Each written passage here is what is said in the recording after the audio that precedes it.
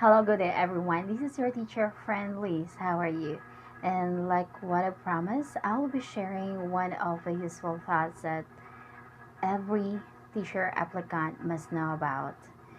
This will be part of the new components of the rubrics for the selection of qualified teacher applicants in the school year 2023 to 2024. One of which is non-classroom observable indicators. What are those?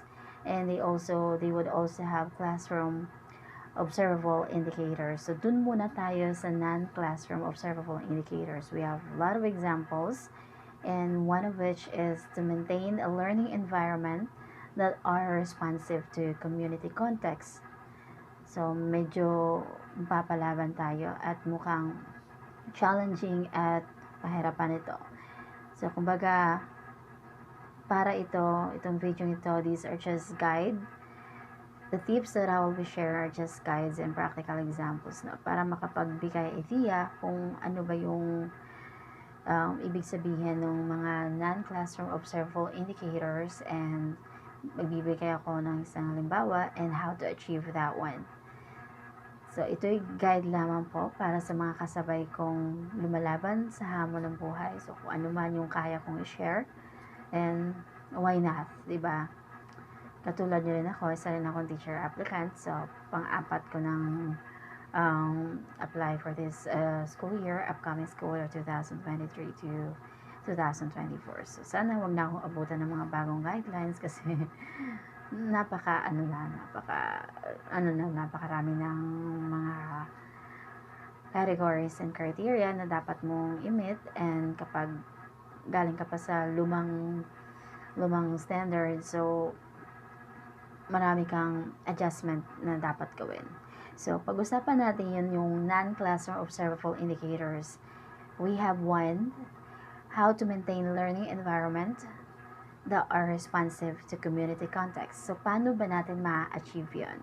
So, what are those ways to maintain a learning environment that is responsive to community context? We have 5 examples. These are just guides for you. Take which one resonates. One is community engagement. Ano ba yung ibig sabihin ng community engagement? Regularly engage with members of the community to understand their needs and expectations. How can this be done? This can be done through surveys, focus groups, or community meetings, and the information gathered can be used to inform instructional decisions and improve the learning environment. Kumbaga, makipag-engage ka sa komunidad, alamin mo yung mga pangangailangan ng komunidad na pagsisilbihan mo, hindi lang bilang isang concern na mamamayan, kundi bilang isang guro.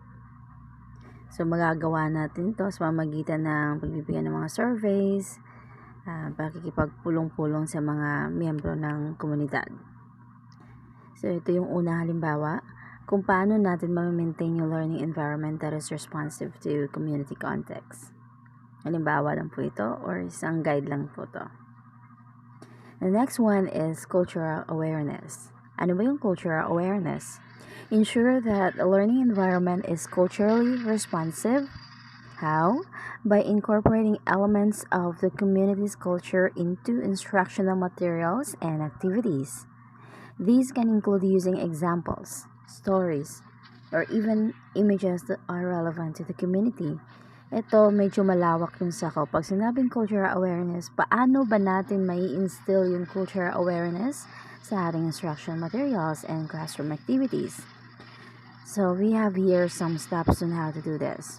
By incorporating elements of community's culture into instructional materials and activities, can help to make learning more relevant, engaging, and meaningful for students. Would you agree with that? And these are the steps you can take to do this. One is to research the community. Always take time to learn about the cultural background, values, and traditions of the community you are serving with. This can involve speaking with community leaders, reading books and articles, and online resources, and observing cultural events and celebrations. Makihalubilo ka sa iyong komunidad. Mag-research ka. Or identify relevant themes based on your research. Identify themes, stories, and cultural traditions that can be integrated into the curriculum. Or number three, incorporate these themes into your lessons. For example, you might use local folklore or traditional practices to illustrate a math concept. Pwede ba yun? Or have students create artwork inspired by their cultural heritage. Yes, pwede yun. Meron na tayong tinatawag na ethnomathematics. In ethnomathematics, ethno means culture, plus mathema, which means explaining or understanding, plus tics, which means technique or arts. So basically, ethnomathematics means the art or technique of explaining, knowing, and understanding diverse cultural contexts. Conceptualized, this was first conceptualized by Brazilian mathematician Ubiratan de Ambrosio, and it is otherwise known as the study of the intersection of mathematics and culture, which is now finding its way into the Philippine government's Indigenous Peoples Education Program, or otherwise known as IPED. Or you can engage with community members.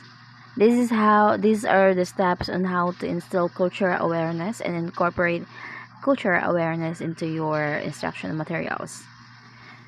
Engage with community members. Invite members of the community to participate in the classroom, for example, by sharing their stories, teaching traditional skills, or leading cultural celebrations.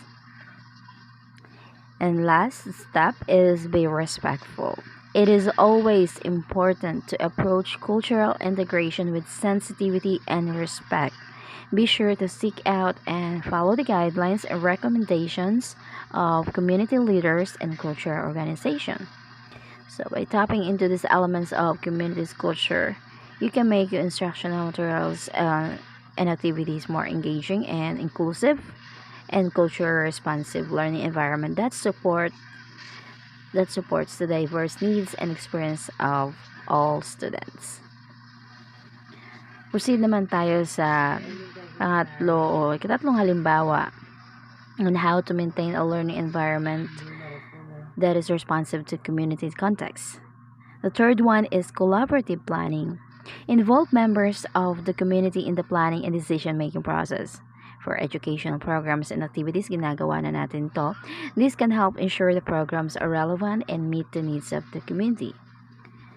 Examples of how we are collaborating with the community for educational programs. So, marami tayong mga programa dito sa Pilipinas na ipinatutupad that involves members of our community for the decision-making planning or decision-making process. At nagbibigay sila, may mga private institution din and companies na nagbibigay ng mga educational programs and initiatives katulad ng BDO and Security Bank and a lot more. So ito common na ito. Pinapalawak ko lang yung kaalaman. And pwede mo to isulat sa yung teacher reflection, or if in case you encounter some kind of scenarios that will ask you to expound what is collaborative planning and how it is being done. The fourth one is community partnerships.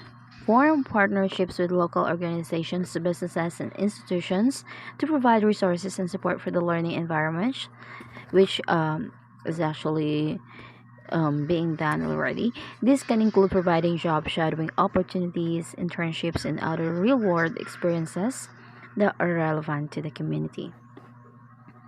The last one, but not the least, is through student voice.